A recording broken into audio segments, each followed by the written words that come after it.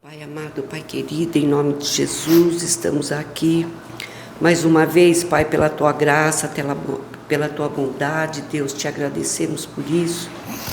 E que agora, Pai, nesses momentos que nós estamos aqui diante da Tua palavra, Deus, que nós possamos ter toda a atenção, Pai, Amém, tudo que é em nós se volte para aprender mais do Senhor, Pai, que a Tua graça e a Tua bondade, Senhor, abra o nosso entendimento, Pai, para que a gente possa aprender cada dia mais da Tua palavra, Pai, para nos tornarmos melhores, Pai, e crer nesse Deus maravilhoso que está conosco, Pai. Em nome de Jesus, nós te agradecemos. Amém, Senhor. Amém, amém e amém.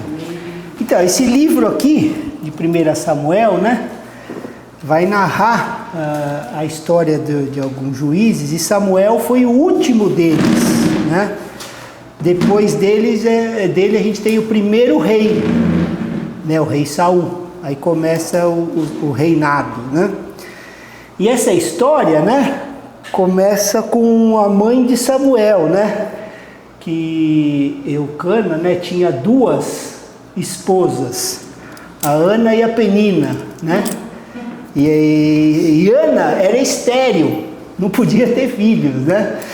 E isso é interessante, né? Que na Bíblia, né, na Antiga Aliança, a gente vê várias, né, mulheres estéreis. Aí tem Sara, Rebeca, né, Raquel, Ana e por aí vai, que após um período, né, de esterilidade buscaram verdadeiramente, sinceramente em oração e tiveram filhos. E cada uma delas teve um filho que teve um lugar único no propósito de Deus. Isabel, né? Então a gente tem que entender isso, né? Essa sinceridade de buscar Deus em oração para que pudesse ter filho, gerou filho com propósito único, né? Isso é muito bonito da gente ver. E a nação de Israel, na verdade, veio de ventres estéreis, né? É bonito ver isso. Então elas não aceitaram, né, essa esterilidade, começaram a buscar a Deus, né, por esse propósito. E aí, por isso, o propósito de Deus é cumprido com o filho, né? É muito bonito a gente ver isso. E naqueles dias ainda, igreja, a mulher ser estéril era considerada uma desgraça, né? Naquela sociedade, né? Por isso que levava ela a súplicas, né? A oração incessante, né? Eu creio que todas as grávidas oram, né? Por seus filhos, pelo menos em casa eu acompanhei, a gente orava mesmo sem ter discernimento, com gratidão, e abençoava eles, né? Mesmo sem saber muito de Deus, mas a gente tinha esse temor aí, e sabia que era Deus, né? A gente não tinha discernimento das coisas, mas certeza que toda a vida era Deus, e aí a gente orava grato por isso, né? E creio que toda grávida faz isso, mas aqui era uma oração mais intensa, né? Porque não podia, né? Tinha uma condenação ali.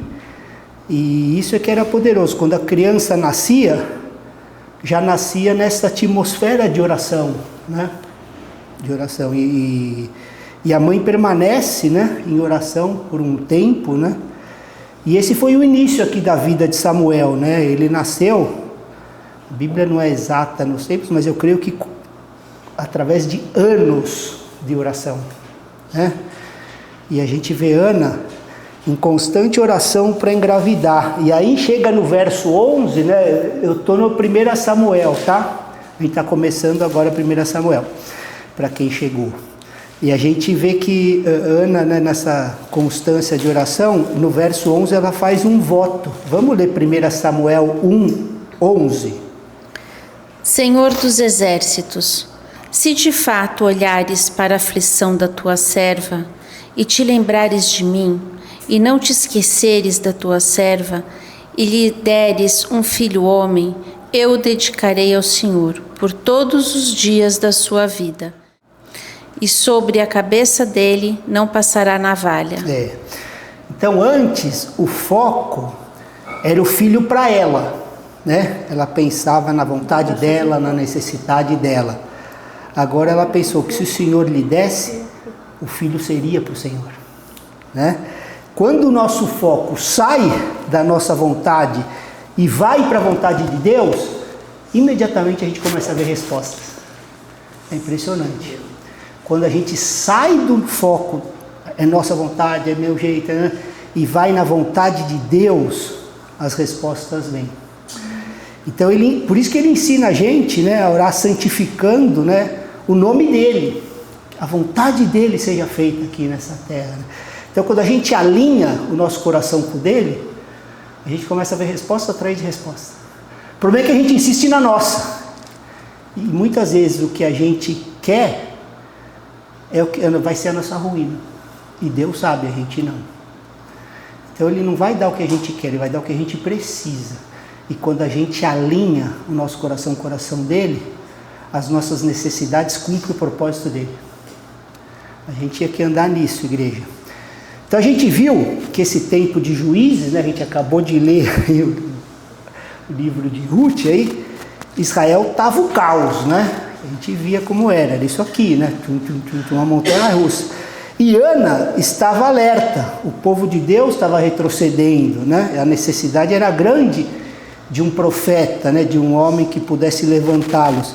Então ela não apenas dedicou, como também disse que faria dele, né, um voto para a vida dele, né? Ele seria nazireu, nessa história como Sansão, não cortaria o cabelo, não tomaria bebida, né?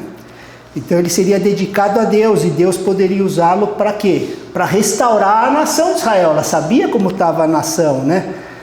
Então a oração de Ana mudou da vontade dela para a vontade de Deus. Eu vou consagrar ele ao Senhor, né? Para que tenha uma voz de Deus na nação, né?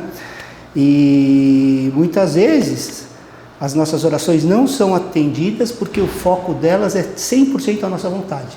Vamos ser honestos. Será que a nossa vontade está alinhada com a vontade de Deus, né?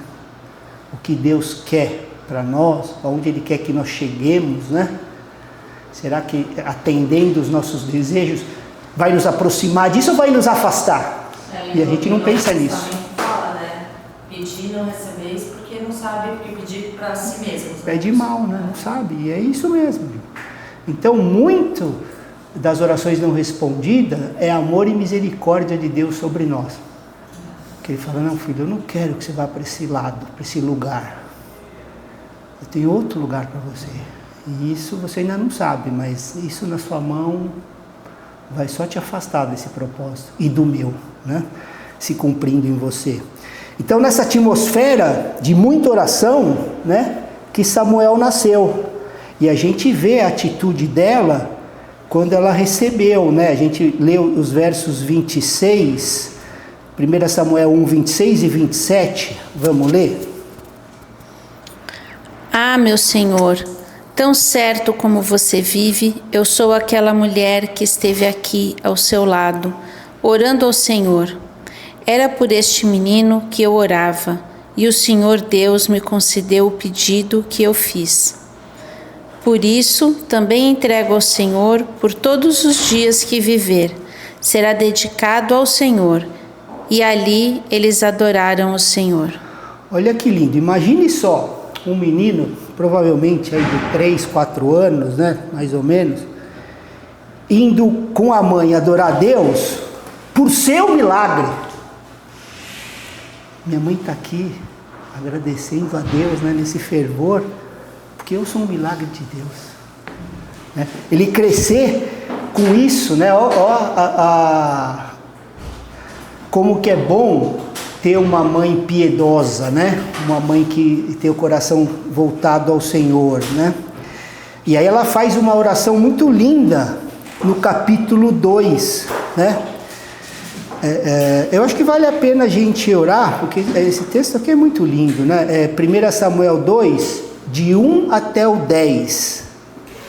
Então Ana orou assim: O meu coração exulta no Senhor, a minha força está exaltada no Senhor. A minha boca se ri dos meus inimigos, porque me alegro na tua salvação. Ninguém é santo como o Senhor, porque não há outro além de ti, e não há rocha como o nosso Deus. Não multipliquem palavras de orgulho, que não saiam palavras arrogantes da boca de vocês, porque o Senhor é o Deus da sabedoria e Ele pesa na sua balança todos os feitos das pessoas. O arco dos fortes é quebrado, porém os fracos são revestidos de força. Os que antes estavam fartos, hoje trabalham pela comida, mas os que andavam famintos não têm mais fome. Até a mulher estéril tem 7 filhos, e a que tinha muitos filhos perde o vigor. O Senhor é quem tira a vida e quem a dá. Ele faz descer a sepultura e faz subir. O Senhor empobrece e enriquece, humilha e também exalta. Levanta o pobre do pó e tira o necessitado do monte de lixo, para fazer assentar ao lado de príncipes, para fazer herdar o trono de glória, porque o Senhor são as colunas da terra, e Ele firmou o mundo sobre elas. Ele guarda os pés dos seus santos, mas os perversos emudecem nas trevas da morte, porque o homem não prevalece pela força. O Senhor destrói os seus inimigos, dos céus troveja contra eles. O Senhor julga as extremidades da terra, dá força ao seu rei e exalta o poder do seu ungido. Então ela estava exaltando, né, a soberania de Deus, né, declarando: é tudo do Senhor, né, tudo vem de ti, vai para ti, né, toda a honra, toda a glória. Ela está exaltando o Senhor. E aí Samuel, né, cresce, se torna um homem, né, que vai mudar a situação de Israel, que a gente viu que estava bem caótica, né, o livro de Ruth, a gente vê, né, e Juízes. E aí ele conduz esse povo até o reino de Davi, né? E foi a oração de Ana que fez que Samuel nascesse para cumprir esse propósito. Não que o propósito de Deus não se cumpra, mas pode se cumprir sem usar a gente, né? A gente pode perder de estar participando do propósito de Deus por nosso egoísmo, por nossa vaidade, por nosso orgulho. A gente começa só a pedir para nós, e aí o propósito de Deus se cumpre e você está fora, né? Vai ser outro que vai acabar cumprindo esse propósito, né? Mas Ana entendeu isso, né? A coisa que ela mais queria quando ela viu que Deus deu: não, Deus, não é para mim isso, né? E entregou, né? E Samuel, então, é esse link, né, entre Juízes e o reino de Davi. E o líder nesse tempo aqui era um homem chamado Eli, né, que ele era sumo sacerdote. E é o que a Bíblia vai dizer sobre os filhos de Eli, né? A gente está em 1 Samuel 2, vamos ler do 12 até o verso 17. Os filhos de Eli eram homens malignos e não se importavam com o Senhor. O costume desses sacerdotes com o povo era este: quando alguém oferecia um sacrifício, o servo do sacerdote vinha com um garfo de 3 dentes na mão e, enquanto a carne estava cozinhando, enfiava o garfo na caldeira, na panela, no caldeirão ou na marmita, e tudo que o garfo tirava, o sacerdote pegava para si. Assim se fazia a todo Israel que ia ali a Siló. Também antes de se queimar a gordura, o servo do sacerdote vinha e dizia ao homem que estava oferecendo o sacrifício: dê um pedaço desta carne para o sacerdote assar. Ele não aceitará de você carne cozida, mas apenas crua. Se o ofertante lhe respondia: deixe que primeiro queime a gordura, depois você pode pegar o quanto quiser, o servo do sacerdote dizia: não, você tem de entregar essa carne agora, senão eu a pegarei à força. Era, pois, muito grave o pecado desses moços diante do Senhor, porque eles desprezavam a oferta do Senhor. Então a gente vê aqui a situação, né, dos filhos de Eli, né? Eram malignos mesmo, né? Não tinham o menor temor de Deus, né? Você vê aqui os 3 versos que fala deles, né? Já é triste quando a gente vê, né, um sumo sacerdote que tem filhos ímpios, né, sem temor de Deus. Mas pior ainda é eles estarem no ministério, quando são ímpios, né? Se são ímpios, mas vão fazer outras coisas fora do ministério, aí é a vida deles, né? Agora, botar dentro, cara, né? Aí o pai não tem temor, né?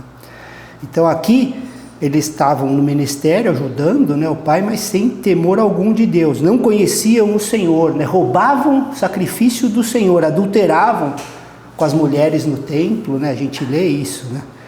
Então Eli era responsável por isso. Pastor, mas esse tempo não era assim? Vamos supor, do pai, o filho era automaticamente o queria estar naquela posição? Da tribo, né? Eles tinham que ter esse discernimento, né? Porque ele separou uma tribo sacerdotal, né? E quando você vê que dentro disso a pessoa ímpia, você não põe, né? Para servir o Senhor. Você não pode fazer uma abominação contra o Senhor. Você está vendo, né? Mas o Eli, então, no caso, foi errado. Ele foi permissivo, né? Ele foi permissivo. Ele permitiu. Não, uma coisa é o Senhor, né? Uma coisa é meu sangue. A gente tem que saber distinguir muito bem isso, né? Quer ver? 1 Samuel 2, 22, fala um pouco sobre isso, até o 25, vamos ler. Eli já era muito velho e ouvia tudo o que os seus filhos faziam a todo Israel e de como se deitavam com as mulheres que serviam à porta da tenda do encontro. E disse-lhes: Por que vocês fazem essas coisas? Pois de todo este povo ouço constantemente falar das coisas más que vocês fazem. Não, meus filhos, porque não é boa fama essa que ouço. Vocês estão levando o povo do Senhor a transgredir. Se o homem pecar contra o seu próximo, Deus será o árbitro. Mas se ele pecar contra o Senhor, quem intercederá por ele? Mas eles não ouviram a voz de seu pai, porque o Senhor os queria matar. Então ele não corrigia os filhos, né? E permitia. E nesse tempo, o que estava acontecendo? Samuel estava crescendo, né? E vê o 26, ó. E o jovem Samuel crescia em estatura e no favor do Senhor e dos homens. Então ele estava crescendo já no favor do Senhor e pelo favor do Senhor, favor perante os homens, né? 2, 27 a 29. 1 Samuel 2, 27 a 29. Um homem de Deus veio a Eli e disse: Assim diz o Senhor: Por acaso não me manifestei à casa de seu pai, quando os israelitas ainda estavam no Egito, na casa de Faraó? Eu o escolhi dentre todas as tribos de Israel para ser o meu sacerdote, para subir ao meu altar, para queimar o incenso e para usar a estola sacerdotal diante de mim. E dei à casa de seu pai todas as ofertas queimadas dos filhos de Israel. Por que tratam com desprezo os meus sacrifícios e as minhas ofertas de cereais que ordenei que se fizessem na minha morada? E você, por que honra os seus filhos mais do que a mim, para que você e eles engordem com as melhores partes de todas as ofertas do meu povo de Israel? Tá vendo como Deus aqui, ó? Por que você honra os filhos mais do que eu? Entendeu? Ele estava ali admoestando, né? E aí ele termina com um verso excelente que eu já mencionei várias vezes nas aulas anteriores, né? Da justiça e da bondade de Deus, é o verso 30. Portanto, o Senhor, o Deus de Israel, diz: Na verdade, eu prometi que a sua casa e a casa de seu pai andariam diante de mim para sempre. Mas agora o Senhor diz: Longe de mim tal coisa, porque honrarei aqueles que me honram, porém desprezarei os que me desprezam. Então é tremendo esse verso, que ele vem com uma promessa de Deus quando a gente honra Ele, o que vai acontecer? Ele vai nos honrar, né? E Eli não honrou a Deus com o jeito que ele lidou com os filhos dele, e tanto ele como os filhos dele sofreram as consequências disso, né? Só que Samuel era diferente, no meio dessa bagunça toda que ele via também, né? Dessa falta de temor, ele ia crescendo. Nem era da tribo de Levi. Não. Ele vinha crescendo, né? Sem se permitir de ser influenciado por essas coisas, né? Porque o menino cresceu naquele meio, né? Mas não se influenciou. E isso é um bom exemplo para nós, né? Para a gente não botar a culpa, né? Não dar uma de ladrão da cruz aqui, né? Tipo, ou dar uma do ladrão da cruz o que se arrependeu. Não, é culpa minha mesmo, assim, não sou eu. Não é o meu meio que eu estou, não é o que eu estou vendo, né? Porque isso é a nossa natureza adâmica, cara, que é o tempo todo justificando, sabe? Ah, mas eu sou assim porque você não sabe de onde eu vim. Então você não entendeu o Evangelho. Se isso está pesando mais que a boa nova, você ainda não entendeu. E vira e mexe é isso, essas baboseiras aí de libertação, é só trabalhando em cima disso, né? Não entenderam. Tudo é culpa de alguém, de alguma coisa, de uma situação, né? E aqui, ó, o menino estava no meio desse ambiente bem tóxico, né? Onde não tinha temor de Deus, e não foi influenciado, né? Você pode procurar uma igreja saudável, né, que vai ajudar, e assim ser como Samuel, firme em sua devoção ao Senhor, né? E sem se corromper. E Deus pode levantar, né, qualquer um de nós para ser uma voz, né, nessas situações, nesses ambientes, né? E aí uma vez Samuel estava com sono, né? Ouviu a voz de Deus e achou que era Eli, né, que estava chamando ele. Aí Deus continuou chamando e Eli disse, não, então responde, né? Responde para o seu Deus. Vamos ler esse texto, é o verso 9 até o 10. 1 Samuel 3, não é?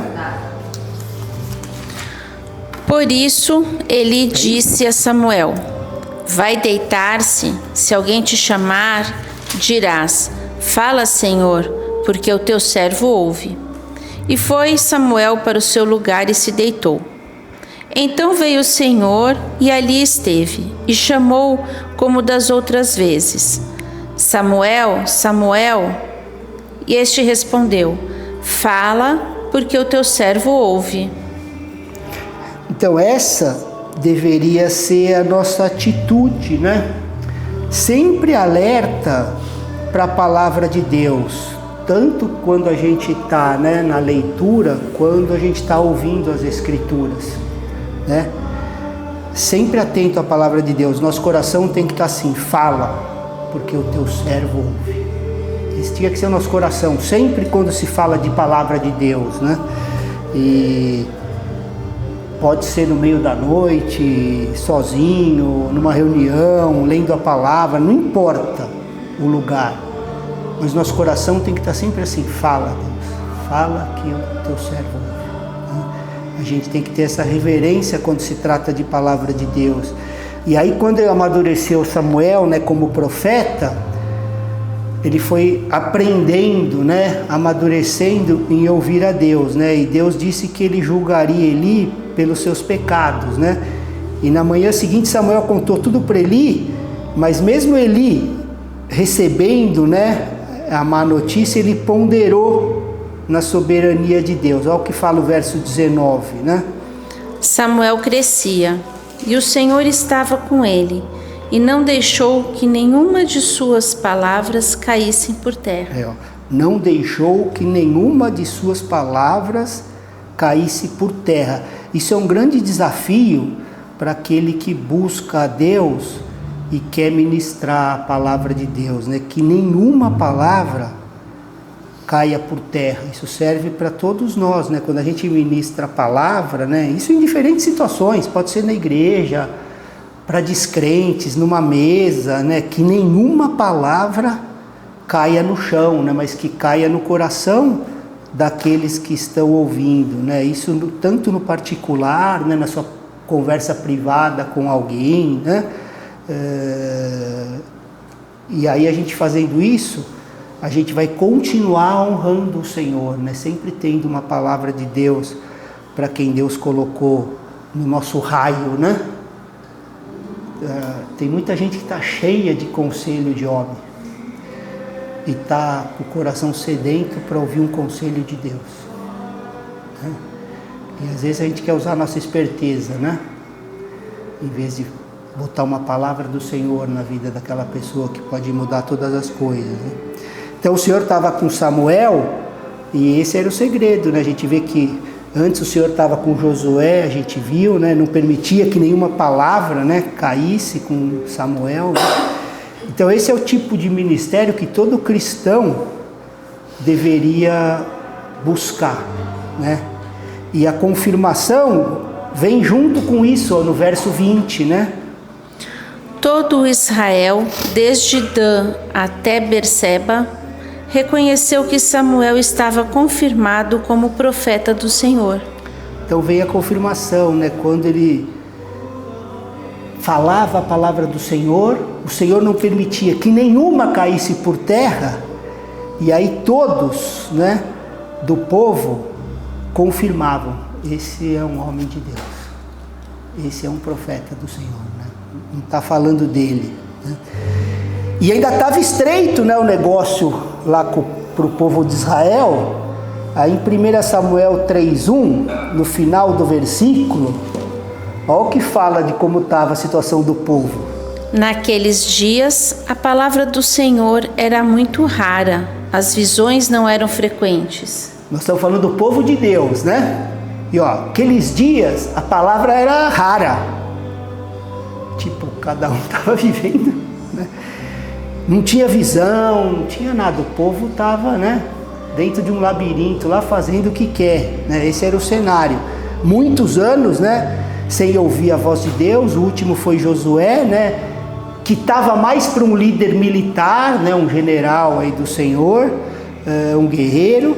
E o último eu creio que foi Moisés mesmo, né? Depois ficou nessa montanha russa, né? Aí finalmente Deus levanta um homem, né, um menino na verdade, porque Samuel começou a servir, ele tinha mais ou menos uns 10 anos, era uma criança, né?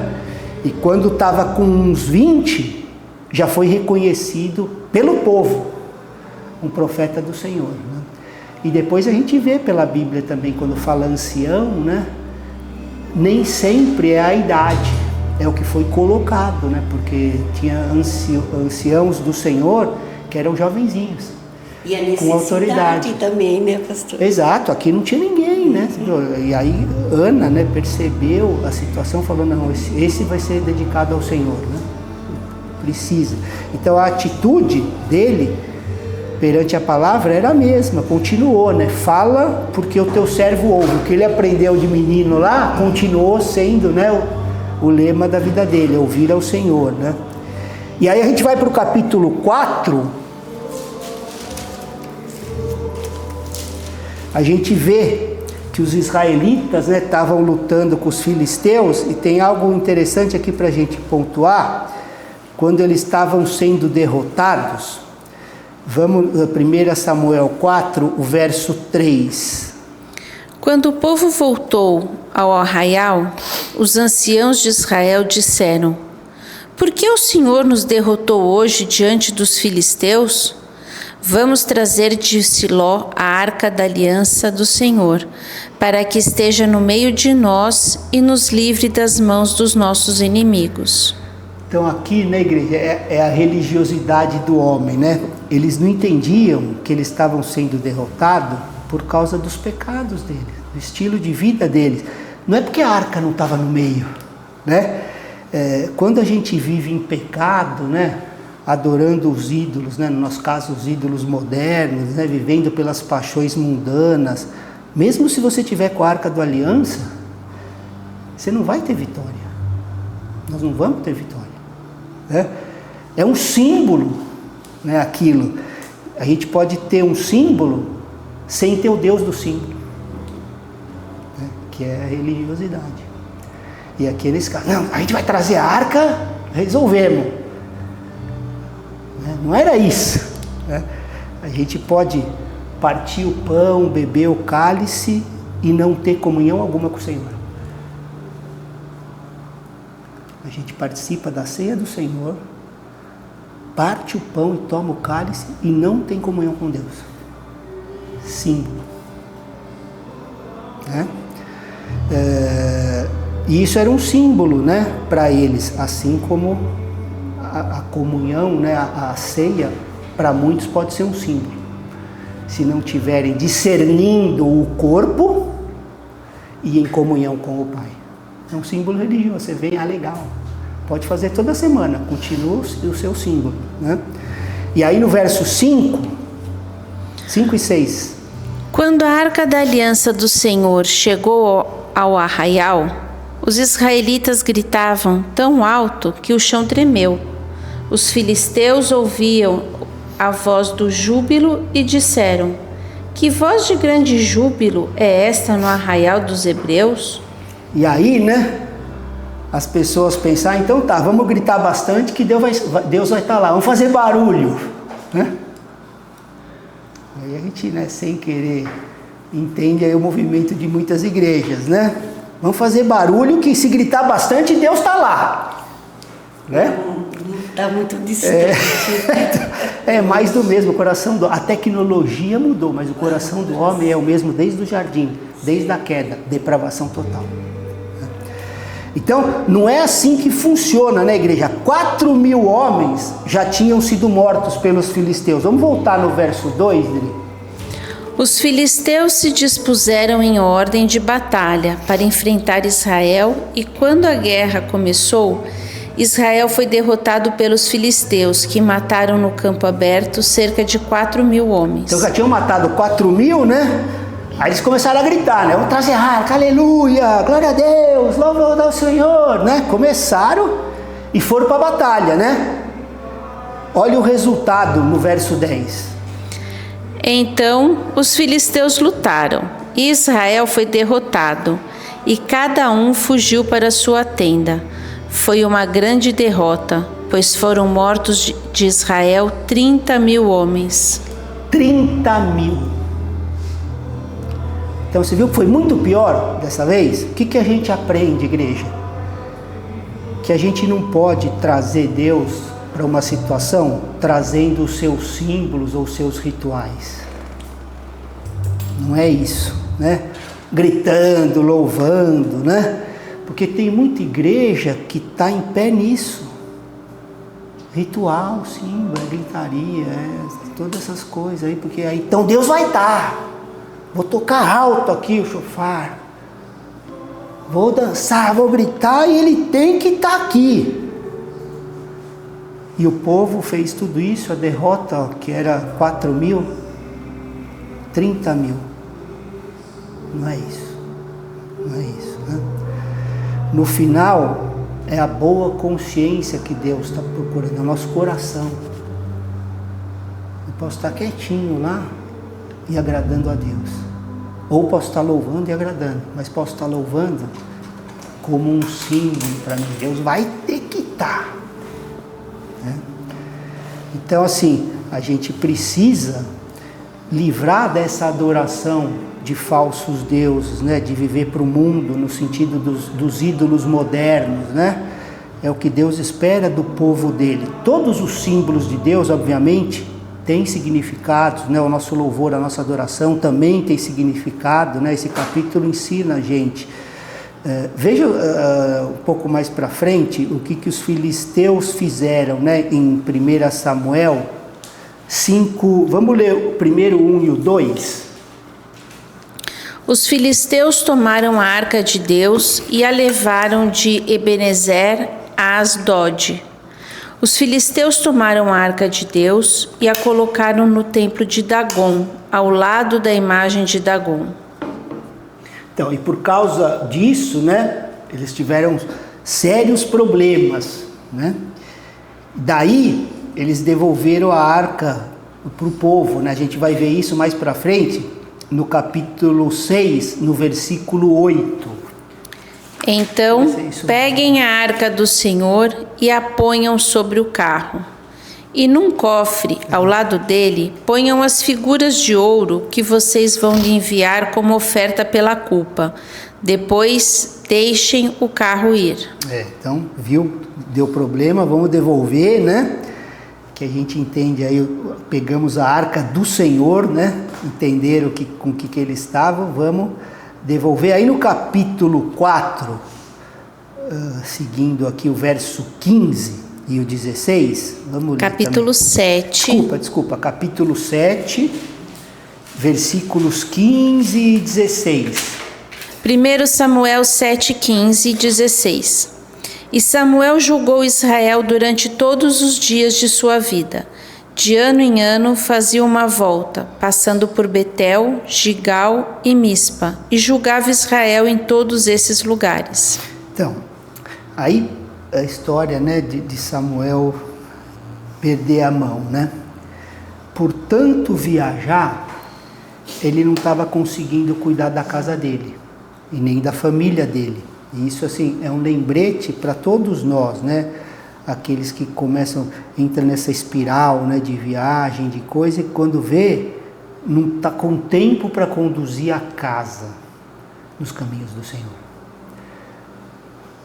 A agenda é tão apertada que o encargo, né, divino e o privilégio de conduzir, né, a sua casa, os seus filhos no caminho do Senhor, você delega, né?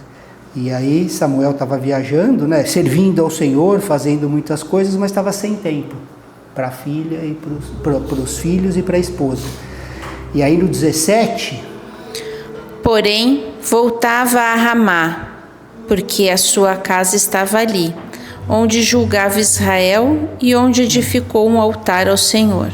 Então todo ano, né, ele ficava fazendo lá Betel, Gilgal, Mispa, tal, e aí voltava para casa, né? Aí não acompanhou a família de perto e aí cometeu um erro em 1 Samuel 8:1. Quando Samuel ficou velho, constituiu os seus filhos por juízes sobre Israel. E por que ele errou? Porque ele fez o nepotismo. Ele não acompanhou os filhos e colocou os filhos onde Deus não chamou. Deus não chamou. Talvez até chamasse se eles estivessem no caminho do Senhor. Mas ele, né, abdicou disso. E aí, ó o verso 3, que fala? Porém, os filhos de Samuel não andaram pelos caminhos dele. Ao contrário, inclinaram-se à avareza, aceitavam suborno e perverteram o direito. Então, esses eram os filhos de Samuel, né? Então, o mesmo Samuel que pregou para Eli sobre os filhos dele, agora falha na própria casa, né? No caminho que deveria conduzir os filhos, né? Então, por isso é que ele não poderia apontar os filhos para serem juízes, porque ele não preparou, ele não cuidou dos filhos nos caminhos do Senhor, né? Apesar dele ser um homem de grande discernimento, né? Ser um profeta do Senhor, ouvir o Senhor, mas em algum momento ele parou de escutar, né? Ele não ouviu Deus chamar no meio da noite para apontar os filhos, né? Ele tinha intimidade com o Senhor, mas ele não ouviu, né? Ele não levantou no meio da noite para ouvir: Senhor, fala que o seu servo está escutando, e aí fazia, né?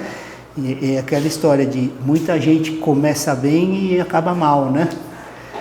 Há muitos servos de Deus que os filhos não andam nos caminhos do Senhor. A gente não deve julgar, porque a gente não sabe as pressões, né, que muitos desses servos sofrem, né, na vida e no ministério, né, como eles são atacados, né, pelo inimigo. Por isso a nossa atitude é orar por eles, né, pela casa deles, pela misericórdia, não julgar. Se a gente pode orar, amém. E sabendo que pode acontecer com a gente, né? Porque às vezes... Então, isso é ensino para nós, né? É ensino. E porque às vezes até... Engraçado, né? Porque no caso de Samuel a gente está falando, ele não teve tempo para os filhos e daí os colocou automaticamente lá. Talvez porque ele, né, sempre foi assim, vou continuar sendo assim. Mas é um pouco daquilo que a gente conversa entre nós assim também, que é... Cara, o ministro tem que ter coragem de não ter compromisso com o erro, né?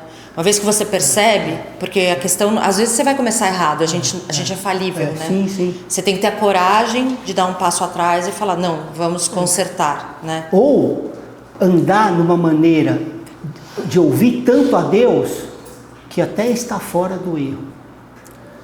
Eu sou tão sujeito ao Senhor, eu não estou dizendo que seja fácil, mas é assim, eu estou tão com o Senhor que eu não preciso corrigir, né? Pode ter acidente, obviamente, nós estamos aqui, vamos falhar, mas eu vou ter muito mais acerto, por quê? Porque nunca é minha vontade, não é a minha vaidade, né? Não é meu desejo, não é porque todo mundo está fazendo, é eu ouvir o Senhor, né? A gente lê muitas biografias, né? Eu esqueci agora o nome, o cara que fez um estrago na Ásia aí, né? Pregando o Evangelho, que eles ficavam em reunião de oração, né, para irem, não sei o que e tal, e não era oração de 10 minutos e pôr a mão, vai embora, não, horas, né, os irmãos orando, e todos iam embora e ele ficava lá. Aí falava, você não vai embora? Ele falou, não, até eu ouvir Deus, senão eu não irei.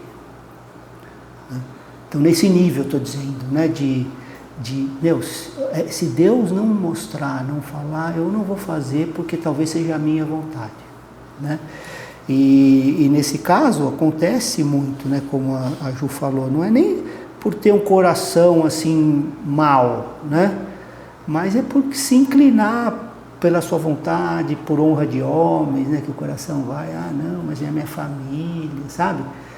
Prova é que a gente vê o que acontece aí, 99,9% é isso. É empresa de religião. Ninguém tem essa humildade de entender que a gente passa e a igreja tem que continuar, porque é do Senhor, não é minha. Não é gestão familiar, meu filho, que eu quero continuar mamando, é meu neto, que vai mamar. Né? Isso é do inferno. É do inferno isso. E não poderia estar nunca na igreja isso. A igreja é do Senhor. Ele põe e tira, não é você, não sou eu. Né? Então assim... a Bíblia trata desse assunto lá em 1 Timóteo 3, né? Não vamos entrar nisso, porque a gente nem tempo tem e não é o foco principal, né? Mas o erro aqui de Samuel foi apontar ímpios para julgar Israel, né? A parcialidade dele, botou pessoas ímpias para julgar o povo de Deus, né? O amor pela família cegou ele, né? Do que Deus estava tentando fazer e mostrar, né? E Samuel caiu nessa, né? E como a Ju falou, que isso seja um alerta para nós, né? Seja um alerta para nós. E de novo, a gente não deve julgar os outros, mas a gente pode nos julgar, né? Se julgar, cada um se julgar. Esse é que é o ponto, né? E mesmo assim Samuel, né? Ainda tinha favor de Deus e fez muitas coisas boas. Vamos ler 1 Samuel 12, eu acho que é 23 e 24. Quanto a mim, longe de mim que eu peque contra o Senhor, deixando de orar por vocês. Pelo contrário, eu lhes ensinarei o caminho bom e direito. Tão somente temam o Senhor e sirvam a Ele fielmente de todo o coração. Vejam que coisas grandiosas Ele fez por vocês. Essas coisas assim são lembretes, né, para aqueles que estão de alguma forma na liderança do povo de Deus, né? Isso me dá muito temor e tremor, né? Porque assim, se eles não oram pelas pessoas que estão cuidando, eles estão pecando. Não é que tudo bem, não, está em pecado. Longe de mim que eu peque contra o Senhor, deixando de orar por você. Né? Então, a gente precisa ter cuidado quando almeja cuidar de muita gente, porque o encargo só vai aumentar. Só vai aumentar. E se eu deixar de orar por eles, não sou eu que estou dizendo, é a Bíblia. Estou pecando. Né? As pessoas pensam que pecado, né, é só matar, roubar, adultério, mas aqui a gente vê outro tipo de pecado, né? Não orar por aqueles que você está guiando. Pecado. Me deu até um negócio no coração, assim, essa palavra quando entrou. Uau. Está em pecado. Jesus orava pelos 12 discípulos regularmente, é só você abrir as escrituras. Todo o tempo ele estava orando por eles. Né? E Samuel entendia isso, né? Ele era um homem de oração. Aliás, todo servo de Deus tem que permanecer como um homem de oração. A primeira coisa que não pode abrir mão, ter oração, ser um homem de oração, depender do Senhor, andar em oração. Né? Paulo era assim, né? E Deus até testemunhou de Samuel no livro de Jeremias muitos anos depois. Vamos abrir Jeremias 15:1. Então o Senhor me disse: mesmo que Moisés e Samuel se pusessem diante de mim, meu coração não se inclinaria por este povo. Mande-os embora, que saiam da minha presença. Está vendo Deus testificando que eles eram homens de oração? Ó, eles se puseram diante de mim, pelo povo, né? Moisés e Samuel, Deus testificando isso. E Moisés também tinha 2 filhos, mas nesse ponto ele não errou, né? Ele não colocou lá os filhos dele, né? Então, mesmo assim, de novo, né? Isso não nos isenta de erros, né? Porque a nossa carne e sangue é muito próximo, né, da gente. E aí Jesus também admoesta a gente sobre isso, o perigo disso, né? Em Mateus 10:37 e em Lucas 14:26, um pouco mais forte, Jesus tem admoestação para nós, para quem quer seguir Ele. Vamos primeiro Mateus 10:37? Quem ama o seu pai ou a sua mãe mais do que a mim, não é digno de mim. Quem ama o seu filho ou a sua filha mais do que a mim, não é digno de mim. Tá vendo? Então tudo que a antiga aliança mostra como sombra, Jesus vem aqui testificar, ó, cuidado. Eu sei que o sangue é mais grosso que a água, mas nas coisas do Senhor, né, a coisa é diferente. E aí Lucas ele vai até um pouquinho mais duro, né? Lucas 14:26. Se alguém vem a mim e não me ama, mais do que ama o seu pai, a sua mãe, a sua mulher, os seus filhos, os seus irmãos, as suas irmãs e até a sua própria vida, não pode ser meu discípulo. Então Jesus atestando, né, o que a antiga aliança vinha dando. E nesse quesito, a gente vê que Samuel errou, né, mas Moisés não errou. Moisés nesse quesito, e aí a gente fecha, né? Porque assim, a gente agora vai entrar no ministério de Saul, né? A partir do capítulo 8 até o 15, a gente vai ver Saul, que foi o primeiro rei de Israel, e que ele reinou por 40 anos. E aí a gente vai ver as coisas referente a Saul, né? Que ele não estava procurando ser um rei de Israel, né? Até o Senhor revelar para Samuel. Mas isso a gente deixa para a próxima aula. Aí a gente vai ver então o primeiro rei de Israel, como começou, né, o reinado de Israel. Permitindo o Senhor, a semana que vem às 9, a gente está aqui. Amém? Amém. Obrigado, povo de Deus.